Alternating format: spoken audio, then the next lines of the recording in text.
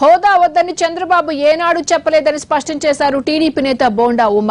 బీజేపీనే హామీల విషయంలో ఏపీ ప్రజల్ని మోసం చేస్తోందని మండిపడ్డారు.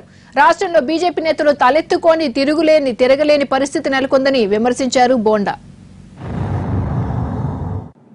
ఎన్నికల హామీల్లో సాక్షాత్తు ప్రధానమంత్రి అభ్యర్థిగా నరేంద్ర మోడీ గారు ఈ రాష్ట్రం నలుమూలలా తిరిగి ఇచ్చిన మాట తప్పారు.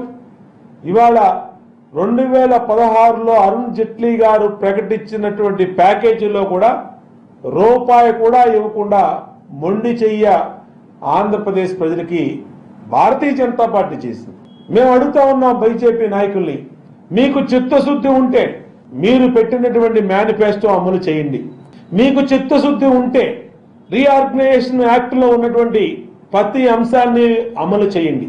మీకు చిత్తశుద్ధి ఉంటే మీ నాయకులు ఢిల్లీ వెళ్లి కేంద్రంలో ఆంధ్రప్రదేశ్కు రావాల్సినటువంటి హక్కుల్ని సాధించండి. కానీ ఇవాళ భారతీయ జనతా పార్టీ నాయకులు బహిరంగంగా ఈ రాష్ట్రంలో తిరిగే పరిస్థితి కూడా లేదంటే ప్రజలు ఎంత ఆగ్రహంతో ఉన్నారో అర్థం చేసుకోమని కోరుతా ఉన్నాం.